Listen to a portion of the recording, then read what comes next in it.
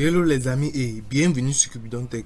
On se retrouve pour cette cinquième vidéo sur le langage C axé sur les structures conditionnelles ou conditions. Alors, ceci est une notion très importante car sans condition, nos programmes informatiques feraient toujours la même chose. Alors, nous allons d'abord voir dans cette vidéo quoi structure conditionnelle ou quoi type de structure conditionnelle. Tout d'abord, nous allons commencer par le else if. Alors, nous allons le voir dans le plan suivant. Tout d'abord, nous allons faire le test du if, puis le test du else, et on va en faire plus tard le test du else if, et on verra aussi comment faire plusieurs conditions à la fois. Puis on passera au à la deuxième type de structure conditionnelle qui est le switch case. Après le switch case, on va terminer par les structures conditionnelles ternaires. Alors tout d'abord, commençons par la condition if else. En gros, les conditions permettent de tester nos variables. On peut par exemple dire si la variable x est égale ou supérieure ou inférieure à 18, fait ceci ou cela. Alors, avant de passer à l'écriture des conditions, il est important et indispensable que vous connaissiez deux ou trois symboles de base. Ces symboles, en fait, s'appellent les opérateurs de comparaison. Alors, ce tableau, autant pour moi, montre tous les opérateurs de comparaison. Alors, observez attentivement.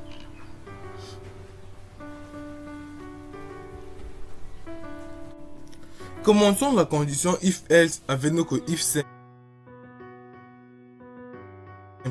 Alors, if tout d'abord est un mot anglais qui signifie en français si. Alors, nous allons utiliser le if pour vérifier une condition à un volet. Ceci se matérialise en français comme ceci. Par exemple, si la variable x vaut ça, alors fais ceci. Voici un petit exemple en C, notamment avec la positivité d'un nombre. Alors, tout d'abord, créons une variable appelée nombre. Donc là, je crée une variable appelée nombre. Là, je mets mon point virgule. Là, je vais affecter une valeur à ma variable. Donc là, je vais par exemple affecter la variable 2. C'est là où la condition commence à intervenir. Donc là, par exemple, je vais faire un if. Puis là, je fais un if. Là, je dis nombre. Là, je vais faire nombre. Puis là, je vais dire nombre supérieur ou égal à 0. Oui, supérieur ou égal à 0. Là, j'ouvre mes accolades. Et je mets print le nombre positif. Oui, le nombre est positif. Là, je mets mon point virgule. En fait, si j'exécute, vous allez voir qu'on va écrire le nombre est positif. Donc là, je fais mon F11. Nous allons écrire le nombre est positif. Si là, je viens, je change. Je mets par exemple -1. Vous voyez, ça ne va rien afficher. Puisque là, c'est une condition que ça doit vérifier. Ça vérifie juste si le nombre est supérieur ou égal à 0. Au cas c'est supérieur ou égal à 0, ça écrit le nombre positif. Et là, ça s'arrête. Donc là, c'est le if, le simple if. Passons maintenant, en fait, au if else. Maintenant que nous avons fait un test simple avec un if, alors un peu plus loin. Pour dire par exemple si le test n'a pas marché, il est faux, on va dire à l'ordinateur d'exécuter d'autres instructions. En français, ça se matérialise en fait comme ça. Si la variable x vaut ça, alors fais ceci. Sinon, fais cela. Alors, nous allons le faire avec notamment cet exemple. Là, comme on a dit si le chiffre, le nombre qu'on encre est supérieur ou égal à 0, ça affiche en fait le nombre positif. Vous avez vu là, quand j'ai mis -1, ça n'a rien affiché. Donc là, on peut maintenant ajouter un else. Donc là, si j'ajoute le else, j'ouvre mes accolades également. Là, j'écris un print. Donc là, je vais faire un print. Je vais écrire le nombre est négatif. Nombre est négatif. Et là, si je mets mon point virgule, vous verrez, là, comme le nombre est négatif, ça va écrire le nombre est négatif. Alors là, je vais exécuter. Vous voyez, on écrit le nombre est négatif. Si là, je viens encore, je modifie la valeur et je reviens en 1, ça va écrire le nombre est positif. Vous voyez, c'est écrit le nombre est positif. En fait, le else complète le if. Donc là, ça va venir là pour exécuter. Ça va tout d'abord voir la valeur du nombre. Si le nombre est bel et bien supérieur ou égal à 0, c'est écrit le nombre est positif. Sinon, c'est... On a vu comment faire un si et un sinon, notamment avec le if et le else. Il est bel et bien possible de faire un sinon si. Par exemple, pour faire un autre test, si le premier test n'a pas marché. En fait, ça se matérialise comme ça. Si la variable x vaut ça, alors fais cela. Sinon, si la variable vaut ça, alors fais ça. Sinon, fais cela. Alors, prenons toujours l'exemple sur la positivité des nombres, mais changeons un peu les conditions. Alors, tout d'abord là, je vais venir changer tout. Donc là, je vais effacer même, je crois. Puis là, j'efface. Là, je vais effacer. Et là, je vais créer de nouvelles conditions. Donc là, par exemple, je vais écrire if. Là, oui, là, si je vais écrire if nombre. Donc là, je vais écrire if un nombre inférieur à 0. Là, j'ouvre mes accolades. Et j'écris print. Le nombre est négatif. Le nombre est négatif. Donc là, je mets mon point virgule. Et je viens ici. J'écris encore un else if. Donc cette fois-ci, je vais écrire un else if. Pour dire le nombre égal à 0. Donc là, et là, j'ouvre toujours mes codes. Je vais écrire un print.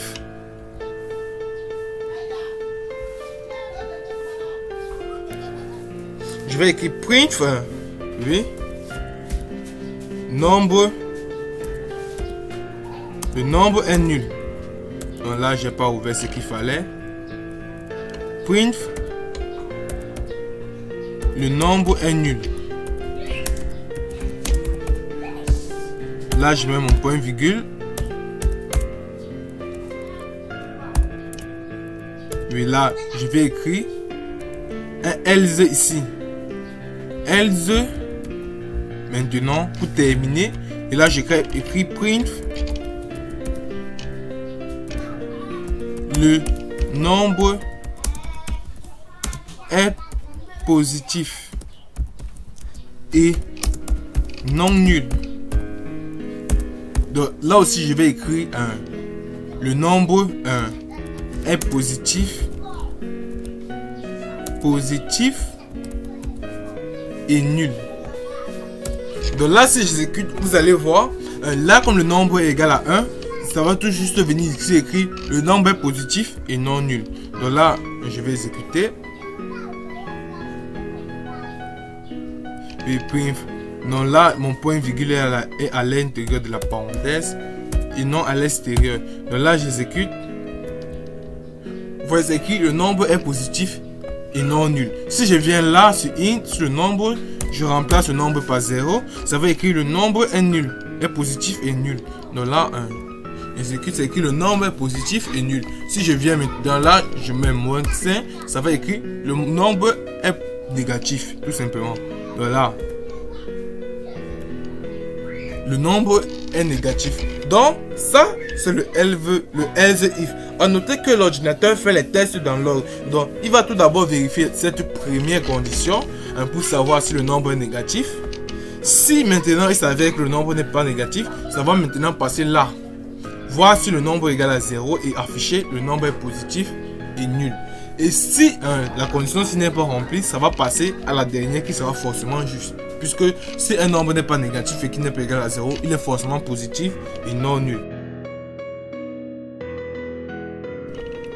Alors, il peut nous être utile aussi de faire plusieurs tests à la fois dans notre if. Cette fois-ci, nous prenons l'exemple avec l'âge. Avant de passer à l'exemple, voici d'abord les symboles qui nous seront utiles pour réaliser plusieurs conditions. Nous avons notamment le et, le ou et le non.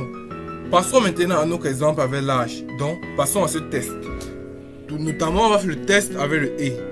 Donc là, on va peut-être créer notre variable âge.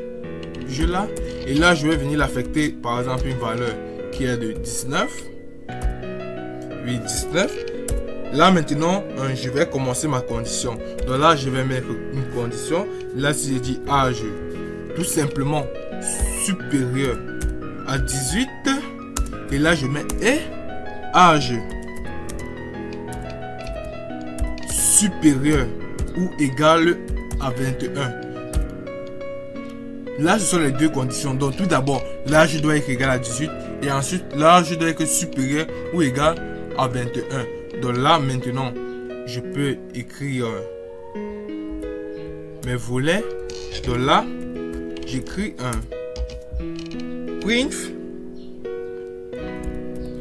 Donc, si l'âge, pour l'âge supérieur à 18 et supérieur ou égal à 21, j'écris vous êtes majeur.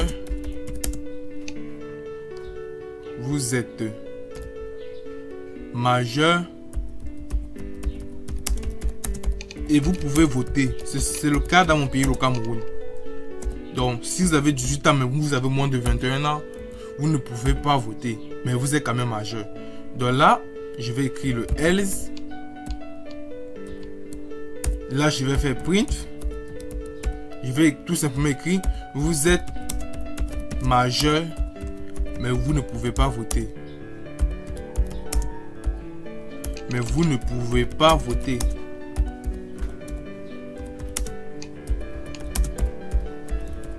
Là, je mets mon point virgule. De là, si je compile, vous voyez, c'est écrit vous êtes majeur, mais vous ne pouvez pas voter. Puisque l'âge est bel et bien supérieur à 18, mais il est inférieur à 21. Donc, si je viens ici, je modifie la valeur de l'âge. Je mets par exemple 25. Vous allez voir, on va écrire vous êtes majeur et vous pouvez voter. Donc là, ça écrit vous êtes majeur et vous pouvez voter. Donc là, je viens de faire plusieurs tests. Donc là, j'ai vérifié tout d'abord la première condition et j'ai vérifié la deuxième condition. Passons maintenant pour jouer à l'exécution ou à faire plusieurs conditions à la fois. Maintenant, nous allons voir avec le ou. Donc, effaçons tout ceci. Donc là, je vais effacer tout ceci. Et maintenant, je vais utiliser toujours la valeur h, mais cette fois-ci avec argent. Donc là, je vais par exemple écrire int h, première variable temps pour moi h, et là, je vais créer la deuxième variable qui est argent. Là, je vais mettre mon point virgule. Donc là, maintenant, ici, je vais venir affecter en fait les valeurs à ces deux. Donc là, j'écris h par exemple égale 19. Et là, je mets argent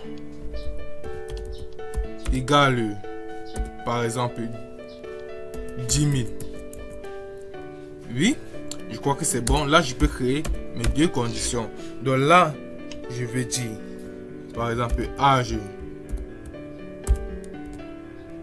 supérieur ou égal à 18, ou.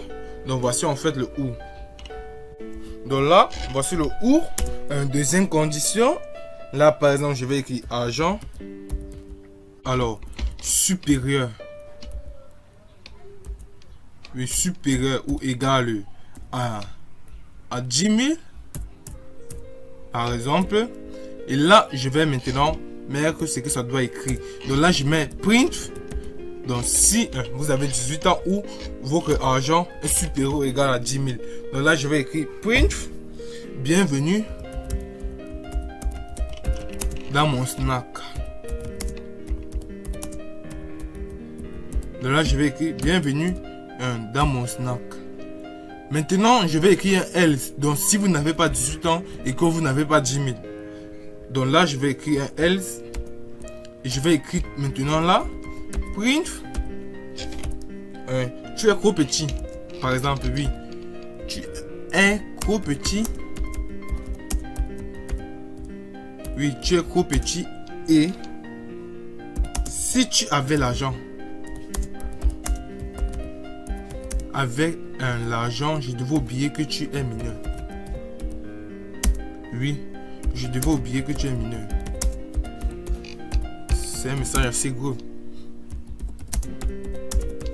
Oui, et ce qui se passe. Oui, si tu avais l'argent, je devais oublier que tu es mineur. Donc là, si j'exécute. Oui, là, Là, argent, j'ai oublié de mettre le R. Donc là est argent. Et là, argent égale à 1000. Je crois que c'est bon cette fois-ci.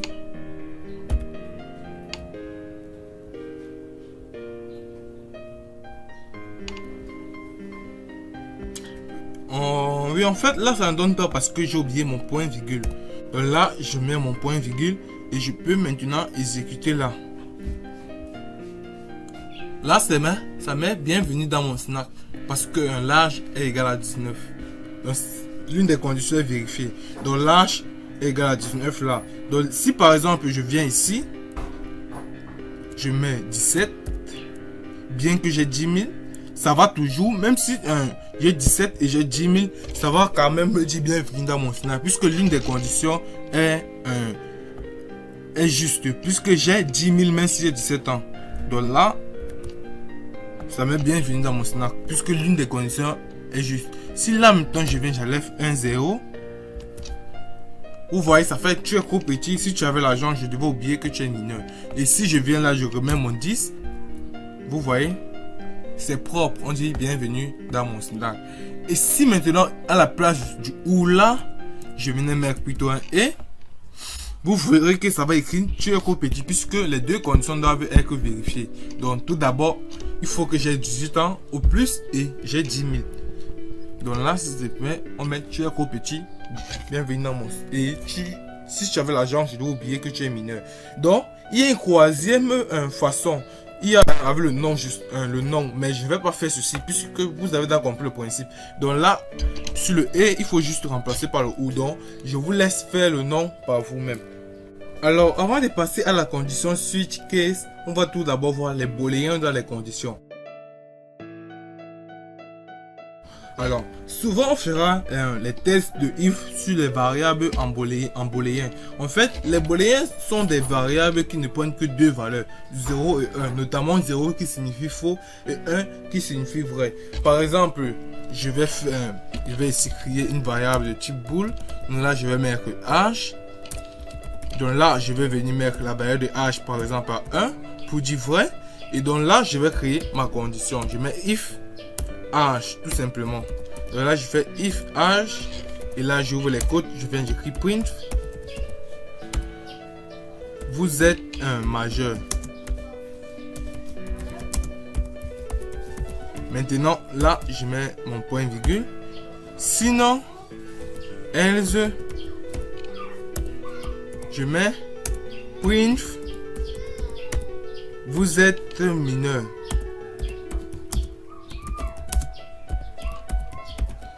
Donc, et là, c'est tout. Donc, si je viens là, j'exécute, je compile autant pour moi. On écrit, vous êtes majeur. Parce que là, la valeur de l'âge, c'est 1. Donc là, si je mets 0. Ça fait tout simplement, vous êtes mineur. Alors, là, c'était tout sur le if else. Maintenant, passons à la condition switch case. Alors, la condition if else que l'on vient de voir dans tous ces volets est le type de condition le plus utilisé ou la plus utilisée autant pour moi. Toutefois, le if else peut s'avérer quelque peu et quelquefois répétitif et ennuyeux. Le principe en fait ou l'idée c'est d'écrire le switch. Switch ma variable entre parenthèses pour dire je vais tester ma variable, puis vous ouvrez les accolades et à l'intérieur de ces accolades vous allez gérer les tests ou les cas des valeurs de votre variable, puis vous refermez les accolades et vous mettez le break à la fin. Notez bien, vous devez mettre une instruction break obligatoirement à la fin de chaque cas, sinon l'ordinateur lira toutes les instructions en dessous, même celles réservées à d'autres cas. En gros, break commande à l'ordinateur une fois que ton cas est fini de sortir et de fermer le document. Alors nous avons aussi le default qui correspond en quelque sorte au else. Donc il veut tout simplement dire si la variable ne vaut aucune des valeurs précédentes, l'ordinateur lira ceci par défaut. Par exemple, voici une condition réalisable else if. Donc là vous voyez, la âge 18 égale à 2, oui, salut bébé, oui, tout ça. Vous voyez comment c'est assez répétitif avec les else if, ça devient carrément ennuyeux à chaque fois d'écrire un else if. Alors, voici l'équivalent de tout ceci avec le switch case. Donc là, regardez bien, analysez bien. Alors, voici l'équivalent de tout ceci avec le switch case. Alors, voici ces deux instructions. Alors, voici son équivalent avec le switch case. Donc là, par exemple, vous voyez int age, oui. Là, la première condition, vous voyez 1. Oui, là, je vais essayer de venir un peu plus sur le côté.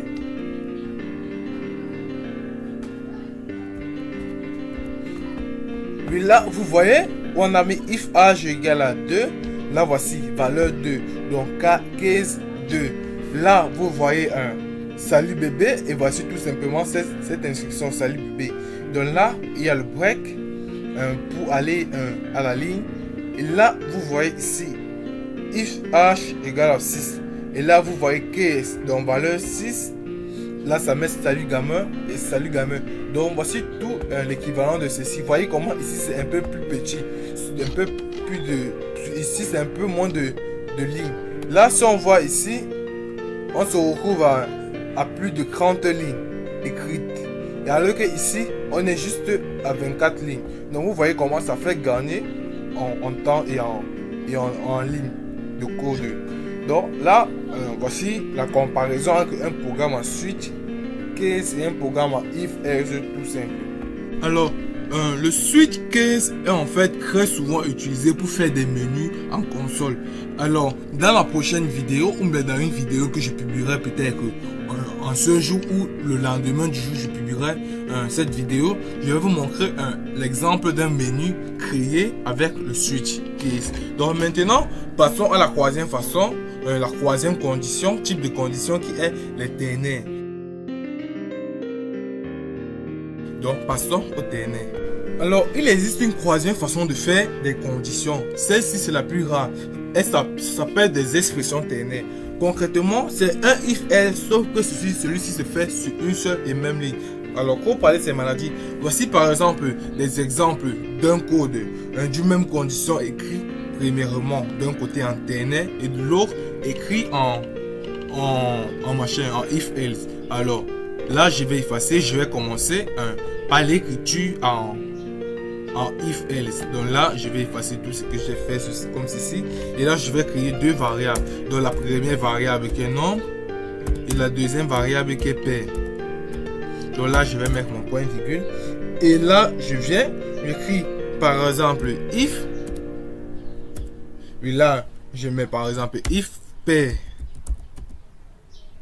Oui, là, j'ouvre mes deux accolades et je mets tout simplement nombre. Donc je n'ai même pas besoin de mettre ces deux côtes. Donc là, if else, if pair, là je viens tout simplement mettre nombre égale 2. Et là je fais mon else. Nombre égale 3. Donc là, c'est le premier exemple. Et je viens ici, en fait, à la ligne. Et j'écris print. J'ai mis 2F là. Je vais ranger tout ça à la fin. Et mets print. Par exemple, pourcentage D. Oui, je mets pourcentage D est pair. Par exemple, pourcentage D est pair pour le nombre, en fait. Et là, je mets ma virgule. Je mets la nombre. Et là, je peux mettre mon point virgule. Donc, là, voici, là, j'efface mon F. Là, voici la première instruction. Celle-ci, elle est faite juste en if else. Là, elle ne s'exécute pas, tout simplement parce que j'ai oublié les points virgule là et là. Donc là, dès que je mets mes points virgule, et vous voyez, on écrit 2 est pair. Donc là, voici la première condition en if else. Maintenant, faisons-la un peu en ternaire. Donc là, je vais juste effacer la condition là, voici. Vous voyez? Et là, en ternaire, comment ça se passe? En ternaire, tout ce bloc de ligne va simplement s'écrire comme ceci. Donc là, ici, je vais d'abord venir mettre une valeur, par exemple, nombre égale 2. tout simplement. Et ici, toute la condition s'écrira comme ça. P, par exemple, P, oui, là, je peux écrire nombre. Donc là, ici, j'écris P égale nombre. Et en fait, là, je viens mettre le point d'interrogation. Et je mets 2. Puis je mets mes 2 points. Et je mets quoi. Donc voici en fait tout le résumé de l'autre condition. Donc là, dès que je compile, vous voyez, on écrit toujours 2 est pair. Alors, comment ceci se passe? Alors, le point d'interrogation veut dire est-ce que le nombre est pair. Donc, le sous-point d'interrogation demande 2. Donc, si c'est 2, effectivement, c'est que le nombre est pair. Sinon, ça ne fera rien. Donc, en résumé, les conditions sont la base de tous les programmes. C'est un moyen pour l'ordinateur de prendre une décision selon la valeur d'une variable. Ça, c'est de 1. Et de 2, les mots-clés if, else if et else signifient respectivement si, sinon si et sinon. Et l'on peut écrire autant de else if que l'on veut, à condition de bien les déclarer. Alors, troisièmement, un booléen est une variable qui peut avoir 2 états, soit vrai qui est 1 et faux qui est représenté par la valeur 0. Alors, toutes les valeurs, il faut noter que toutes les valeurs différentes de 0 sont considérées comme vraies. Dernièrement, le switch est une alternative au if quand il s'agit d'analyser la valeur d'une variable. Il permet de rendre le code source plus clair et d'éviter notamment des répétitions de else if. Alors, nous voici arrivés à la fin de cette vidéo. Si elle vous a plu, je vous prie de vous abonner, de liker, commenter et partager, d'activer la cloche de notification et à très bientôt pour une prochaine vidéo qui sera axée sur les boucles. Donc, sur ce, je vous dis au revoir.